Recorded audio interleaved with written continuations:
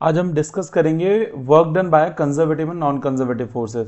सबसे पहले हम समझेंगे कंजर्वेटिव और नॉन कंजर्वेटिव फोर्सेस दोस्तों होती क्या हैं। देखिए बहुत सिंपल से तरीके से मैं आपको समझाता हूं दोस्तों। Conservative forces are those forces which depends upon initial and final position. मतलब ऐसी फोर्सेस जो इनिशियल और फाइनल पोजीशन पे ही डिपेंड करती हैं, पाथ पे डिपेंड नहीं करती हैं।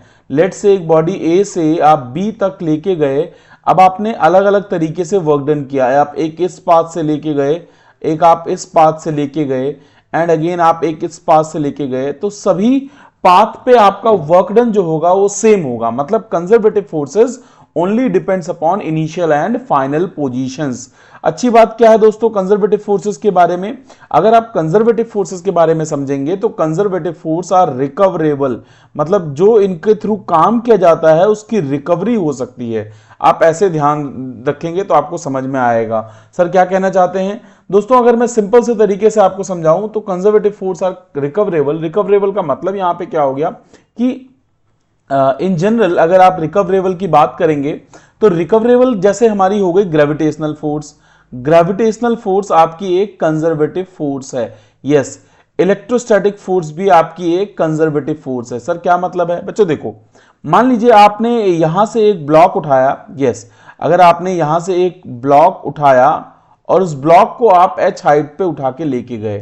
दोस्तों अगर आप ब्लॉक को h हाइट पे उठा के लेके गए तो आपने कुछ वर्क डन किया है किसके अगेंस्ट, ग्रेविटेशनल फोर्स के अगेंस्ट।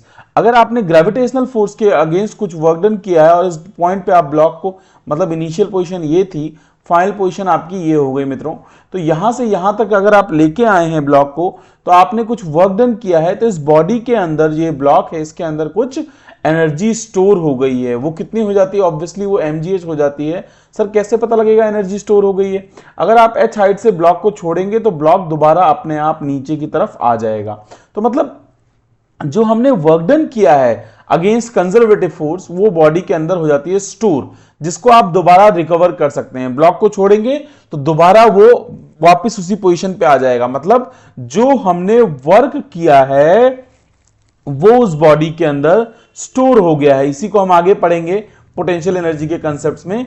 तो ऐसे फोर्सेस को जो रिकवर किए जा सकते हैं या जो जो बॉडी के अंदर स्टोर हो सकते हैं, जो कंजर्व्ड होते हैं, उनको हम लोग जनरली नाम देते हैं कंजर्वेटिव। और इसकी इंटरेस्टिंग बात क्या है, ये इनिशियल और फाइनल पोजीशन पे डिपेंड करते हैं, ये पाथ पे डिपेंडेंट नहीं होते हैं। यस दोस्तों, दूसरा हमारा टॉपिक क्या है, दूसरा दोस्तों हो जाएगा हमारा नॉन कंजर्वेटिव फोर्सेस। यस दोस्तों, नॉन कंजर्वेटिव फोर्सेस। देखो just opposite to conservative force हमारा हो जाएगा नॉन कंजर्वेटिव फोर्स। क्या मतलब है, देखिए आपको पता है कि कंजर्वेटिव फोर्स इनिशियल और फाइनल पोजीशन पे डिपेंड करता है, पाथ पे डिपेंडेंट नहीं होता है। एग्जांपल हमने लिया इलेक्ट्रोस्टैटिक, ग्रेविटेशनल एक्सेट्रा। यस, इसके अपोजिट दूसरे तरीके से समझेंगे इसको, अगर दूसरे तरीके से मित्रों इसको समझा जाए अगर, तो हम लोग उसको नाम देंगे नॉन कंजर्वेटिव। अब ये नॉन कंजर्वेटिव क्या है चलिए समझते हैं। देखो दोस्तों, नॉन कंजर्वेटिव का मतलब ऐसे फोर्सेस जो इनिशियल एंड फाइनल पोजीशन पे डिपेंड नहीं करते हैं, only depends upon path, only depends upon path, जो केवल और केवल पाथ पे डिपेंड करते हैं। जैसे सर मान लीजिए दोस्तों मैंने बोला कि एक ब्लॉक को हमने यहां से, let say we have taken a block, yes we have taken a block over here, और हम इस ब्लॉक को मित्रों यहां से इस पॉइंट से हमने मूव करा के यहां तक लेके आए हैं। मान लीजिए एस डिस्प्लेसमेंट कराया है। ओके ओके, हमने ये ब्लॉक है mg, और यहां पे जब दोस्तों इसका कोफिशिएंट ऑफ फ्रिक्शन म्यू है, तो यहां पे जो फ्रिक्शनल फोर्स लग रहा है इधर की तरफ वो लगेगा mu into normal reaction, that is mu mg। Yes, अगर हम work done by frictional force निकालते हैं, work done by frictional force, तो क्या आएगा minus mu mg into S. This is the work done. Yes दोस्तों, this is basically our work done due to which force, this is basically work done by our conservative, non conservative frictional force. Yes, frictional force हमारी non conservative force होती है, ये ध्यान रखेंगे। अब कैसे पता, ध्यान से देखेंगे समझेंगे बात को। मित्रों जो आपने यहां इस ब्लॉक को यहां से मूव करा के यहां तक ले आए, वो फ्रिक्शनल फोर्स ने एनर्जी उसको खा ली, क्या ये दोबारा वापस उस पॉइंट पे जाएगा जो फ्रिक्शन के अगेंस्ट आपने वर्क किया और फ्रिक्शन के कारण आपने मतलब ऑब्वियसली आपने फोर्स लगाया यहाँ पे ब्लॉक पे इस पॉइंट पे और इस ब्लॉक को ए पॉइंट से लेके बी पॉइंट तक लेके आए, आपने कुछ एक्स्ट्रा वर्क किया और उसको किसके अगेंस्ट वर्क किया, आपने फ्रिक्शनल फोर्स के अगेंस्ट वर्क किया, ऑब्वियसली कुछ हीट वगैरह प्रोड्यूस होगी यहां पे, तो इसको जब ब्लॉक को आप यहां पे ले आओगे आप उसकी रिकवरी नहीं कर सकते, मतलब आप दोबारा उस पॉइंट पे लेके ब्लॉक को वापस नहीं जा सकते।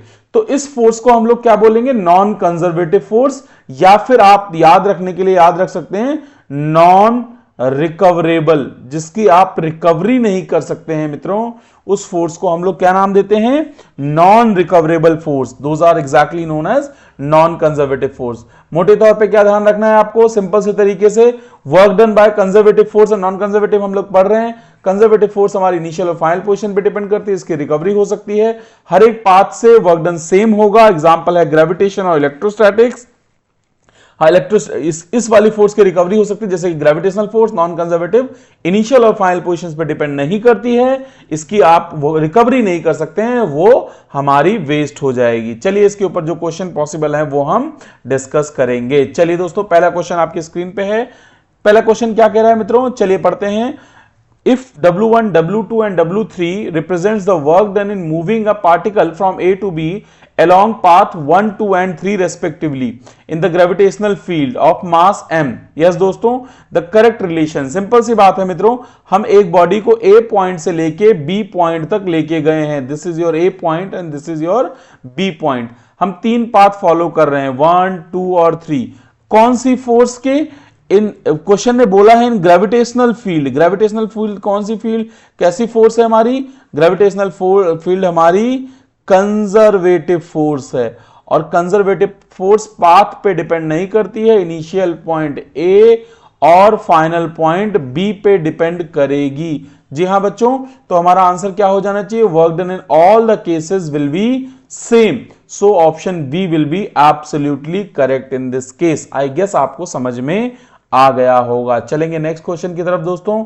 नेक्स्ट क्वेश्चन क्या कहना चाहता है, या नेक्स्ट क्वेश्चन कह रहा है अ पार्टिकल, क्वेश्चन मित्रों ध्यान से पढ़ेंगे, a particle of this mass 0.01 kg takes along a curve path with a velocity given to it, velocity इतनी गिवन है उसको, after some time its velocity is this one, इसकी वेलोसिटी कितनी हो गई, इतनी हो गई, due to the action of the conservative force, मतलब हमारी कंजर्वेटिव फोर्स है, work done by the particle during this interval of time.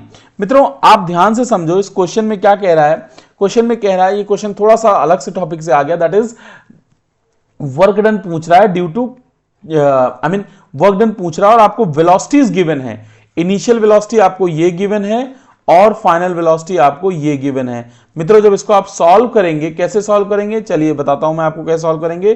Conservative force है, अगर पिक्चर में आपको आगे वर्क एनर्जी थ्योरम पढ़ाऊंगा, एक कंसेप्ट मैं आपको अभी बता दे रहा हूं, अगर पिक्चर में केवल और केवल देखो वर्क एनर्जी थ्योरम कहता है the total work done by all the forces is always be equal to change in kinetic energy. अब यहां पे पिक्चर में केवल और केवल कंजर्वेटिव फोर्स है, तो कंजर्वेटिव फोर्स वर्क डन कितना करेगी, change in kinetic energy, that is half mv square minus half mu square. अब वेलोसिटी कितनी है, देखो दोस्तों फाइनल वेलोसिटी आपकी ये है, इसका मैग्नीट्यूड हम निकाल लेंगे, mod of v, this is final velocity, under root कितना हो जाएगा, 8 square 64 plus 20 square that is 464 हो जाएगा, ये आपका रूट 464 हो जाएगा। अब सिमिलरली मॉड ऑफ u निकालेंगे, u वेक्टर आपका ये वाला गिवन है, तो सिमिलरली ये कितना हो जाएगा, 16 प्लस 256, यस 256 होता है 16 का स्क्वायर। मित्रों जब इसको आप सॉल्व करेंगे, यस इसको अगर हम ऐड करेंगे, मास कितना गिवन है, mass is 0.01 kg, mass is 0.01 kg, मैं यहां पे लिख दे रहा हूं, मास इज 0.01 kg। मित्रों इसको ऐड करेंगे तो ये कितना हो जाएगा, 6 और 6 12, ऑब्वियसली 5 एक सॉरी या 6 और 6 आपका हो गया 12, 5 और एक 6 एक 7 हो गया, और 272 272 रूट हो गया।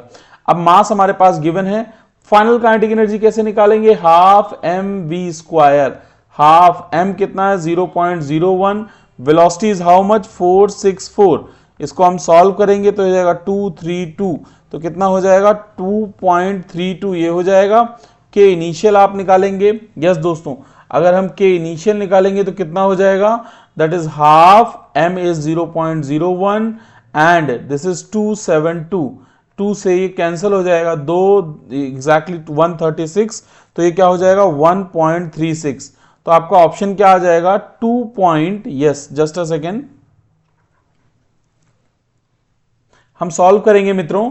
तो हम लोग कैसे सॉल्व करेंगे, दिस इज इक्वल टू के फाइनल माइनस के इनिशियल 2.32 माइनस 1.36, ये हो जाएगा 6 और ये आपका आ जाएगा 2, दिस इज 9, तो 0.96 joule is your answer. Which option will be correct, 0.96 है क्या, yes sir, that is option D will be correct. I hope आपको ये समझ में आ गया होगा।